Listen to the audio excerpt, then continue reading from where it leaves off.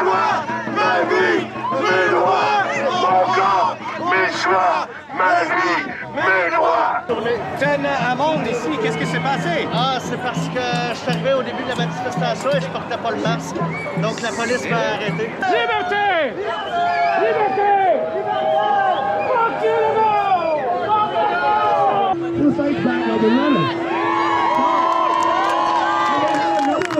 Exactement, c'est Maxime Bernier, tout le monde, le seul politicien canadien qui est avec nous. Excellent, merci beaucoup. Pressure, exactly. Well, what she said is she didn't want to be interviewed. Yeah, because she's scared to lose her job. And I think that's an important point to consider. There are a lot of people that want to speak out, but they don't because they're afraid of retribution.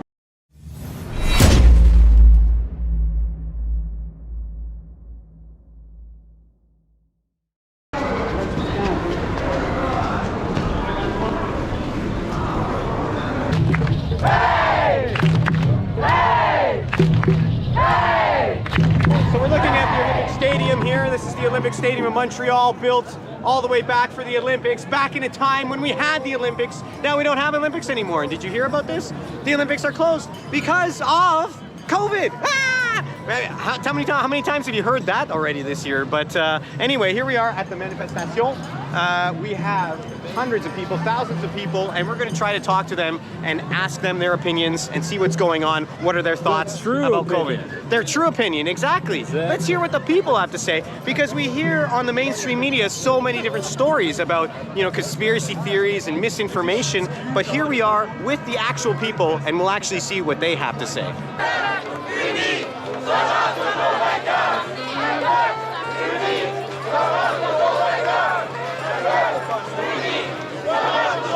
Si on vous donne suspendu pour pas porter un masque. Ouais. Wow. La troisième fois, ça va être 5 jours. La fois d'ensuite, c'est dehors. OK, ben ça c'est pas drôle. What brings you to this demonstration? And I guess the more important question might be, are you worried about getting a ticket or arrested by the Montreal Police Service? All right, I'm here today because I disagree with the measures that were put in place by the government. I'm not worried about getting a ticket. I don't think that's an issue right now. I'm not worried about the virus either. I think that being outside, we've already proven that outdoor transmission is not very possible. And yet at the same time, we still have measures in place to try to prevent things like outdoor transmission. And I think that's kind of ridiculous. You know, I have to say, I love your shirt. Yes. It's an ironic statement, I'm assuming, that you are non-essential. But you know, in the bigger picture, isn't that one of the tragedies of this pandemic? It's almost like we have a class system reinstated in Canada. You're essential or non-essential. And what gives the right to the politicians to determine that in the first place? Well, I find it really interesting, actually, this whole non-essential, essential debate. We talk about the government being essential. We talk about small businesses. Liberté, exactement. All, you know, little things like church is non-essential. I find that abhorrent, and I don't agree with it. I think the definition of what has become essential and non-essential has been perverted, and I think that's part of the problem. Yeah, it seems that the most essential people are the public health authorities. These are bureaucrats that have never been elected. They're not accountable. And it seems that our elected leaders are taking all their advice, all their cues from them. I mean, I've never seen such a thing. Well, and you know what's interesting too is that we get called conspiracy theorists after this, but it's not really a conspiracy theory if this is what's happening. And we're a year into 2 weeks of and you know, like, right, and it just keeps going on and on. This is the longest 2 weeks ever. It feels like Groundhog Day, and you wonder at some point if the government's going to try to change some of the measures. You know, I've heard in Ontario, for example, they rolled back some of the measures. I don't know if that makes it any better, but yeah, I agree with you. It just doesn't seem to make sense. It seems to be going on forever, and there seems to be corporate and financial interests behind it. Well, I want to thank you very much for a non-essential person. You seem very well informed. So. Thank you, and thank you as well. And you are very essential, so I appreciate it. Thank you, sir. Thank you. $1,500. $1,500 pour l'amende pour une... Tu vas pas la payer? Non, je vais la contester, évidemment. Ouais. C'est ça. OK. Il y a beaucoup de monde qui portent pas Non, la ben masque. c'est ça que je me suis dit. Je me suis dit, bon, on est dehors. Où que j'étais, on n'était pas beaucoup. Fait que je me suis dit, bon, je mettrai pas le masque. sont arrivés, il avait l'air d'une gang un peu d'anti-émeute, il était une cinquantaine, ils marchaient un peu comme des soldats, c'est arrivé, mais il y en a deux qui m'ont pris, ils ont dit ça. On vient, on va te donner une contravention, t'as pas le masque. Là, j'avais mon masque dans mes poches, je l'ai mis, mais ils m'ont donné la contravention quand même. C'était quand il n'y avait pas beaucoup de monde au début? Non, parce qu'il y avait presque personne. Ouais, ils isolent les gens qui sont seuls et ils leur font ça. C'est des salopes. Je suis pas fâché, là, je m'y attendais un peu. Ouais. Ne te laisse pas démoraliser. Ça, tu peux avoir des photos. Ne te laisse pas démoraliser. They're trying to demoralize. Oui. Fuck 'em. Mais non, qui mange la merde, là. Yeah! Fuck 'em! C'est quoi votre message au monde? Qu'est-ce que vous voulez dire à propos des écoutez, mesures? c'est trop grave, faut que ça l'arrête, les mesures. Il n'y a pas de bonne raison. Quand même bien que le virus serait aussi dangereux qu'ils le prétendent à la télévision, ça ne vaut pas tous les dommages qui sont après causés pour les enfants, les personnes âgées, les propriétaires d'entreprises. Ils ruinent le Québec, ils ruinent le Canada. C'est pas compliqué à comprendre.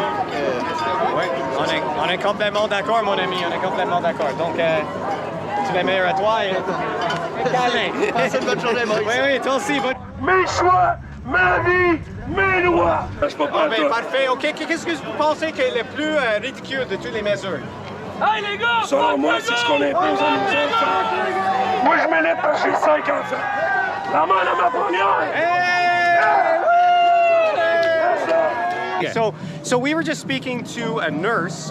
We had just seen a nurse over here. She said she was a nurse, and she told us she doesn't want to be filmed because she's afraid of losing her job, and that makes a lot of sense. But she said she works in the Montreal hospital downtown, and there are no cases there. She said this is what she told For the us. last few months, She said at the beginning there were some cases. Now they kind of dissipated, I guess, is what she said. Yeah. Now she said she's not going to get vaccinated, and because she's not going to get vaccinated, she has to get tested 3 times. She's peer pressured. A week. Yeah. No, she's not peer pressured. She's peer pressured in getting the vaccine. She's not going to get it, but she has to, for her job, get a PCR test 3 times a week. Now, she also said a lot of nurses agree with these measures, so it's not everybody. You know, it's the same thing as in society. Half of them agree and half of them don't agree. So, I think that's the idea, right? Is to try to self-isolate people to make them feel like they are alone and that they are sort of crazy or on the outside, on the fringes, and that they should conform. And I think peer pressure and social pressure has been a large part of this whole Job pressure, economic pressure. Economic pressure, exactly. Well, what she said is she didn't want to be interviewed. Yeah, because she's scared to lose her job. And I think that's an important point to consider. There are a lot of people that want to speak out, but they don't because they're afraid of retribution. Maxime Bernier, comment ça va? On s'est déjà rencontrés. Oui. Oh, Marcus Bernier, enchanté. C'est un plaisir de te rencontrer. On filme ça pour le YouTube. En français, en anglais? En français, comme vous voulez. Premièrement, je suis bien content d'être ici. Regardez, je ne suis pas le seul. Par contre, je suis le seul politicien qui se lève avec vous pour protéger vos droits et réclamer vos droits qu'on viole actuellement. I'm very pleased to be with you. It's only the beginning. It's a big success. I want to thank Daniel and all the people who organized that. It's a peaceful protest, and I think the message is very clear to stop these draconian lockdowns. Exactement. Mais justement, vous avez dit quelque chose. Vous êtes le seul politicien qui est d'accord avec nous. Et ça, c'est un très bon point. Les conservateurs, les partis conservateurs, partout, ils sont d'accord avec les lockdowns. Le Parti conservateur, le Parti libéral, le PD, au fédéral, au provincial, Québec solidaire, etc. Oui, c'est les partis qui acceptent les mesures. Écoutez, on est en état d'urgence depuis 1 an. Un état d'urgence, normalement, c'est quelques jours, quelques semaines. On a un gouvernement qui gouverne par décret, qui fait fi de l'Assemblée nationale, et c'est le temps que ça cesse. Puis, c'est le message qu'on envoie à M. Legault et à M. Trudeau aujourd'hui. Les confinements ne fonctionnent pas, ils n'ont jamais fonctionné. C'est la première fois dans l'histoire de l'humanité qu'on confine la population pour un virus. Et les gens qui sont décédés au Québec, la grande responsabilité va à M. Legault et le gouvernement du Québec. 80% des décès qui sont arrivés dans les centres pour soins de longue durée pour personnes âgées. Et c'est eux qui doivent porter le blanc. Et on sait que depuis le début qu'il faut protéger les plus vulnérables. C'est pas ça qu'on a fait. C'est qu'on a protégé les plus vulnérables. Et puis ouvrir l'économie et faire en sorte que la population puisse continuer de vivre. D'accord, oui, je suis complètement d'accord. Justement, j'allais te demander d'autres questions selon vos solutions pour comment le faire. Il n'y a pas de plan de déconfinement. C'est qu'on arrête ce confinement-là, qu'on arrête les couvre-feux. Dès aujourd'hui, il n'y a pas de raison. Monsieur Arruda le dit, c'est pas basé sur la science. Ce que fait le gouvernement, c'est une expérience qui n'est pas basée sur la science, qu'on arrête ces folies-là, qu'on soigne et qu'on traite les plus démunis. C'est ça qui est important. Et qu'on se rappelle que le virus tue des gens, oui, c'est malheureux, mais c'est des gens âgés avec une espérance de vie qui est très courte et qui ont de la comorbidité, donc qui souffrent du cœur ou du diabète.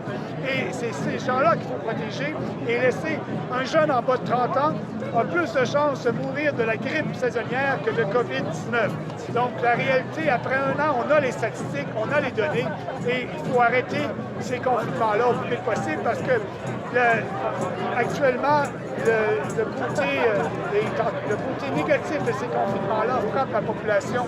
Il y a des gens qui se suicident, il y a des overdoses, il y a des gens qui n'ont pas leur traitement, il y a des gens où leur chirurgie a été reportée, il y a des gens qui n'ont pas le cancer qui n'a pas été détecté,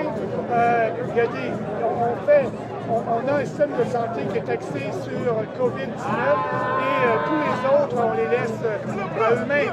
Donc, par solidarité pour ces malades-là, par solidarité pour les petites entreprises qui sont fermées, qui vont faire faillite, par solidarité pour nos enfants, où on veut qu'ils retournent à l'école en personne, c'est pour ça qu'on fait cette manifestation-là aujourd'hui. Oui, exactement. C'est Maxime Bernier, tout le monde, le seul politicien canadien qui est avec nous. Excellent, merci beaucoup. What is the message that you're sending? Why don't they deal with the real issue, which is the administration and the way the healthcare system is administered? This is the thing that needs to be worked on. It's been 13 months now. We're not in a crisis anymore. They can't sit down at the table and decide what to do and how to do it better to help our healthcare workers do their jobs, not get exhausted by doing their jobs, have better conditions to work. Yeah. We need them to be able to do their jobs, but if they have to wear a hazmat suit to see somebody who just needs CPR, that person is going to die.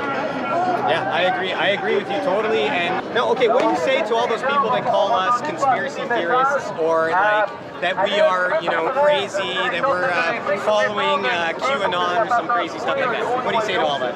Well, I say it's really easy to add a narrative to someone who disagrees with you, but sometimes it's good to listen because not everybody is going as far in their train of thoughts. Yeah. I think that we need to choose. If someone wants to have the vaccine, they should have it. But forcing healthcare providers and forcing people who work at hospitals and other places to get vaccinated, or else, and the else is that if they don't get vaccinated, they get 3 times a week testing. And then the people who work at hospitals, for example, I know someone told me their experience, and even if they have a mask exemption from their doctors, Costco forces them to wear a mask or they just don't work there anymore. How is that legal? Things need to change big time. And I'm not talking about a great reset. I'm talking about a great conversation with the population and actually, getting everybody talking about it. It's a real debate, Yeah, instead of like hurling insults at each other and calling everybody conspiracy theorists or stupid or whatever, we all have to get together and work together more. But there's stupid people everywhere. Yeah. So you can't stop stupidity, but you can start to listen and try to engage in a conversation. We are in front of, we're on the corner of Sherbrooke and Charlemagne right now, and right behind us is Chris Sky, of all people. I heard he was arrested the other day, that's what they told me, but anyway, he's here now, and he's surrounded by people. We'd love to get an interview with him, but it's... Ça va aujourd'hui? Ça va bien, oui, merci. Excellent. C'est quoi votre message pour le monde aujourd'hui? Dans le fond, le message aujourd'hui, je veux parler en tant qu'ex-militaire. Écoutez, on a juste hâte que les gens se réveillent. Les gens ont servi. C'est pas les gouvernements qui vous ont payé, c'est le peuple. Les gens qui ont eu une pension, c'est pas le gouvernement qui vous donne la pension, c'est le peuple qui vous la donne. Hein? C'est leurs impôts. le peuple sont dans la rue, ça serait le temps de sortir tout le monde. Ça serait le temps vraiment de sortir pour le peuple. On le fait, il y en a plusieurs qui le font. Ralliez-vous. Le message que je peux donner, l'unification. Peu importe le nombre d'années que tu as servi des postes, dans le temps que tu as servi, c'est le peuple qui a payé ton salaire. Alors redonne au peuple ce que le peuple t'a donné. Ça, c'est vraiment bien dit. J'ai rien à ajouter. Merci beaucoup, mon ami. Merci beaucoup. Best thing she's ever done. You're a real inspiration. And what do you want to say to the world? Just really quick. Shut up, really? They said a few hundred people? Oh, I got it. Don't worry about people putting the word out. Safety, it's about control, and they have to stop complying, and they have to start doing what's best for them, and best for their family, and best for the future of all Canadians. Like for our country, for the whole world. For the whole world. For the whole world, exactly. For all the human beings of this planet. I saw you with the Scott McCain. He's awesome. The partner, I connected with them. This is amazing project. Thank you very much for help humanity. Thank you. It's not you, the Canadian, for the whole planet. Let's hear it for Chris Sky, everybody! Yes, comment allez-vous? C'est quoi votre message pour le monde aujourd'hui? La liberté au Québec, on a le droit. Faire respecter nos droits et libertés, tout le monde a le droit à vivre libre. Tous unis. Que tu sois jeune ou vieux, on peut tous être unis, tous ensemble. Ça n'a pas d'importance l'âge, il faut être unis. Oui, d'autres choses à ajouter. Penser à nos générations futures. Nos ancêtres se sont battus pour nos droits et libertés. C'est à nous autres à les maintenir, à les défendre. Nos personnes âgées meurent tout seules. Le masque, c'est une muselière. Si vous voulez le porter, vous avez le droit. Si moi, je considère qu'il n'est pas bon pour moi, qu'il est nocif pour ma santé, j'ai le droit de ne pas le porter. On doit avoir une ouverture d'esprit, de respect envers tout le monde. Mais là, les mesures sont abusives. L'été s'en vient. On a le droit de voir notre famille, nos amis. On a le droit de fêter, de respirer, puis de profiter de la vie. Respect, dans la paix, dans le calme. Justement, si on envoie un message pacifique, ben, ça fait une unité. Donc, tout le monde va être un peuple uni, puis un peuple uni sera toujours vainqueur. Pas une bonne idée, tous les lockdowns, Ben, après tous les messages contradictoires, après le manque de transparence, et j'en passe. Donc, ça fait plus que quelques mois. C'est depuis l'année passée, d'ailleurs, que je suis contre les mesures sanitaires. Est-ce que vous êtes d'accord avec tout le média mainstream, ce qu'il dit avec l'histoire de... Ben non, je crois qu'il y a trop de personnes qui sont censurées. Tous ceux qui ne pensent pas comme le gouvernement sont censurés. Et ça, c'est non. Oui, exactement, je suis d'accord. Et dernière question, qu'est-ce que vous direz aux gens qui disent que nous sommes les complotistes? C'est eux, les complotistes! C'est les conformistes, peut-être. Yeah. Les conformistes. OK, mais merci beaucoup. It's all these fucking croonies of the world. Bill Gates. Where they're depopulate the world, and you guys were all sitting there on the TED Talk. Yes, Bill Gates. Yes, Bill Gates. Yeah. We follow you. What are we going to say to Billy? Well, what do you think? Yeah, what do you want to say to the world? What do you want to say to the people that still believe that Bill Gates is trying to do good and all of these vaccines are trying to help and this is all good for us? I don't need to say anything. My mom said, you don't need to say anything. Just show them. C'est du caca, ça. How many people did you kill? How many people? How many innocent?